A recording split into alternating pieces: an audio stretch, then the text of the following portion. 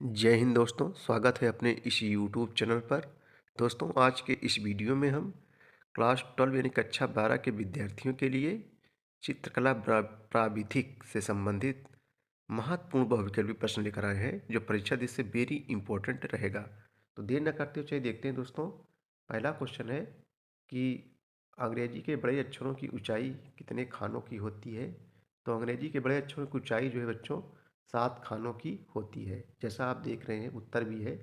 और question number 2 है, अक्षर एम और डब्लू की चौड़ाई कितने खानों की होती है। तो बच्चों 5 खानों की होती है। सही जवाब यहाँ सा हो जाएगा। अगला क्वेश्चन है कि प्रत्येक दो अक्षरों के बीच कितने खानों का रिक्त स्थान छोड़ते हैं। तो सही जवाब क्या हो जाएगा, 1 हो जाएगा। क्या हो जाएगा बच्चों, 1। तिरछे अक्षरों में वाक्य लिखते समय अक्षरों का झुकाव कितने अंश का होता है। तो 75 अंश का होता है। अगला क्वेश्चन है कि अक्षर जे की रचना किस अनुपात में करते हैं। तो 7:3। म्यूजिक शब्द की रचना करने हेतु कुल खानों का अनुपात क्या होगा। तो बच्चों 22:7 में होगा। अगला क्वेश्चन देखेंगे हम लोग, साधारण मापनी पर कितने प्रकार के माप दिखाए जा सकते हैं। तो साधारण मापनी पर जो है 2 प्रकार के माप दिखाए जा सकते हैं। सही जवाब यहाँ सा हो जाएगा। विकर्ण मापनी पर लगातार कितने माप दिखाई जा सकते हैं। तो सही जवाब क्या हो जाएगा, 3।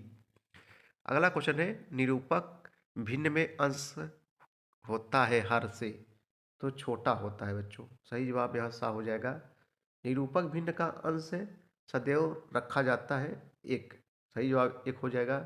विकर्ण मापनी द्वारा निम्नलिखित में से कितनी मापे नापे यूनिट अंकित कर सकते हैं।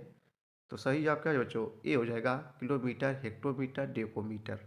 अगला क्वेश्चन देखेंगे हम लोग, 1 मीटर बराबर 4 सेंटीमीटर प्रदर्शित करने वाली विकर्ण मापनी की निरूपक भिन्न क्या होगी। तो बच्चों 1/25 होगी। यहाँ सही जवाब।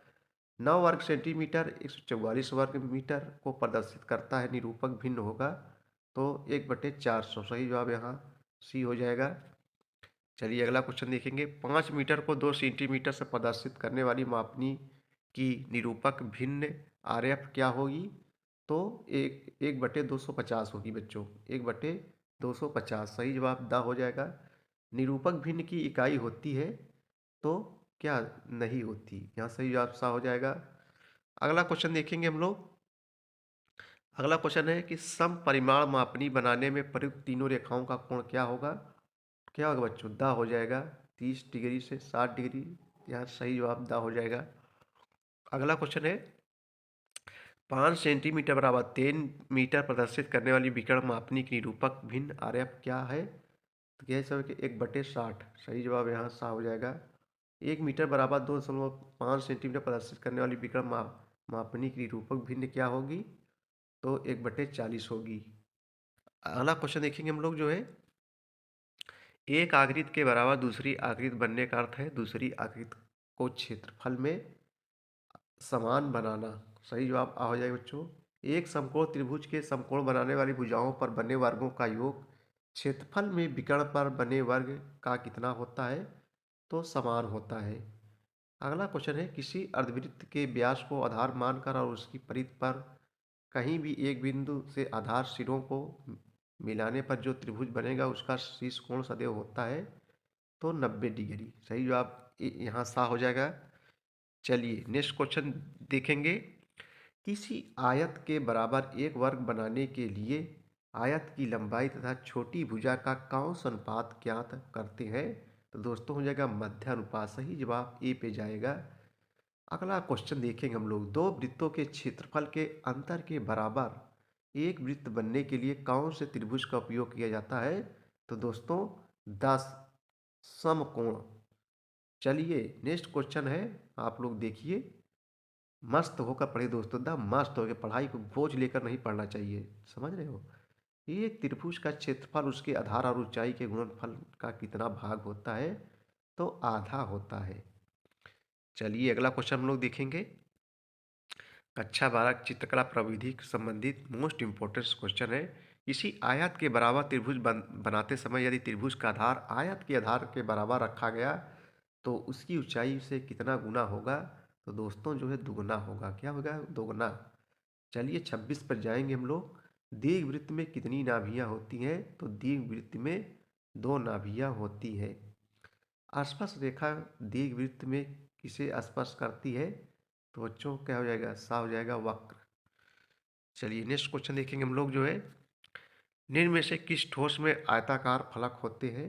निम्न में से किस ठोस में आयताकार फलक होते हैं? तो हो जाएगा सा समप्रसाव।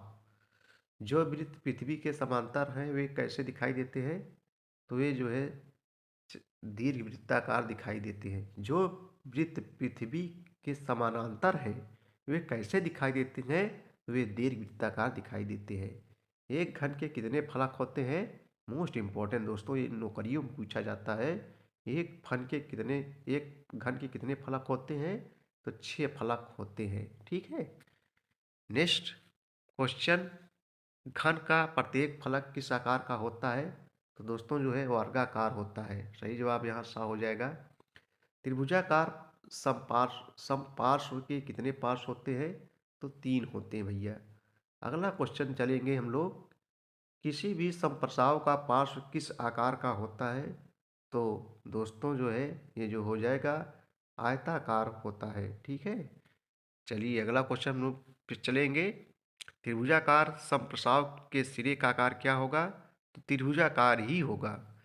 निम्नलिखित में से किस ठोस में त्रिभुजाकार फलक होते हैं? तो दोस्तों सूची स्तंभ। सही जवाब यहाँ आ हो जाएगा। किसी शंकु का आधार किस आकार का होता है? तो वृत्ताकार होता है। किसी भी शंकु का आधार जो है वृत्ताकार का होता है। यदि बेलन का एक सिरा वृत्ताकार है तो दूसरा सिरा होगा वृत्ताकार ही होगा। अगला क्वेश्चन है, पंचभुजाकार सूची स्तंभ में कुल कितने त्रिभुजाकार पार्श्व होंगे? तो बच्चों जो है यहाँ 5 हो जाएगा। सही जवाब 5 होंगे। ठीक है। चलिए अगला क्वेश्चन हम लोग देखेंगे, किसी गोले का जो है उत्सेद व अनुविक्षेप क्या होगा? तो वृत्त बटे वृत्त। सही जवाब जो है बा हो जाएगा, वृत्त बटे वृत्त। क्षैतिज समतल पर अपने सिर पर खड़े बेलन का उत्सेद कैसा होगा? तो दोस्तों जो है आयताकार होगा। अगला क्वेश्चन देखेंगे हम लोग, यदि एक त्रिभुजाकार समप्रसाव अपने सिर पर क्षैतिज समतल पर खड़ा है तथा सिरे की एक भुजा ऊर्ध्वाधर समतल के समांतर है तो उसका अनुविक्षेप क्या होगा? त्रिभुजाकार होगा। शंकु तथा बेलन का पार्श्व किस आकार का होता है? तो वक्राकार होता है दोस्तों। सही जवाब यहाँ सा हो जाएगा। एक घन के कितने कोर किनारे होते हैं? 12। मोस्ट इम्पोर्टेंस, रीजनिंग के लिए भी इम्पोर्टेंस है। ठीक है, रीजनिंग में ऐसे क्वेश्चन पूछे जाते हैं नौकरियों में। एक घन के कितने कोर व किनारे होते हैं? 12 होते हैं। ठीक। अगला क्वेश्चन देखेंगे भैया हम लोग, कक्षा 12 चित्रकला प्राविधिक का, निम्नलिखित में से किस ठोस में त्रिभुजा का फलक होते हैं? तो दोस्तों यहाँ हो जाएगा सा हो जाएगा पिरामिड। एक वर्गाकार प्रिज्म में कितने आयताकार फलक होते हैं? तो बच्चों 4 होते हैं।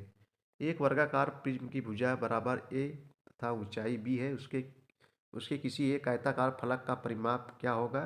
तो सा हो जाएगा 2 कोष्टक में 1 प्लस ए प्लस बी।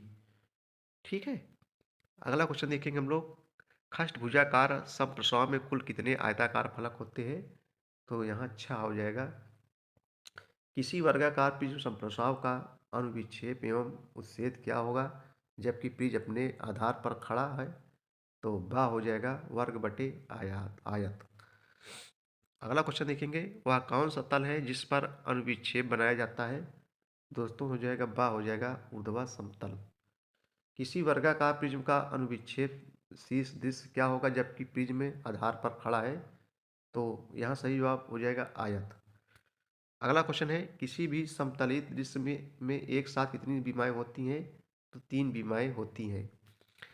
चलिए अगला क्वेश्चन हम लोग देखेंगे, सममितीय विक्षेप चित्रण में किस कोण का प्रयोग करते हैं? तो दोस्तों सही जवाब क्या हो जाएगा? आ हो जाएगा 30 डिग्री। मकान बनवाने में प्रयुक्त एक साधारण ईंट का सम्मुख दृश्य क्या होगा? आयत। मोस्ट इंपॉर्टेंट क्वेश्चन सब है दोस्तों, देखते चलिए। सममिति चित्र में छिपे हुए पार्श्वों को कौन सा कौन सा रेखा द्वारा दिखाना चाहिए? तो गहरी गहरी बिंदुदार। यहाँ सही जवाब सा हो जाएगा। अगला क्वेश्चन है, 55 में चलेंगे हम लोग, सममिति चित्रण में वस्तु का प्रत्येक माप निर्दिष्ट माप के अनुसार कैसा होता है? तो बच्चों यहाँ जो है बराबर होता है। 56 नंबर क्वेश्चन देंगे, सममिति चित्रण में एक घन के 3 कोर तीनों किनारों जो एक ठोस समकोण बनाते हैं एक दूसरे के साथ है, एक सूत्र के साथ कितने अंश का कोण बनाते हैं? तो 120 अंश का कोण बनाते हैं। यहाँ सही जवाब बच्चों जो है बा हो जाएगा। सममिति सेमी शुद्ध सेमी से होता है, छोटा होता है। सही जवाब आ हो जाएगा। चलिए अगला क्वेश्चन हम लोग देखेंगे। यदि सममिति चित्रण में एक संदूक के आधार की लंबाई 6 इंच है तो उसके ढक्कन की लंबाई कितनी होगी? तो 6 इंच होगी।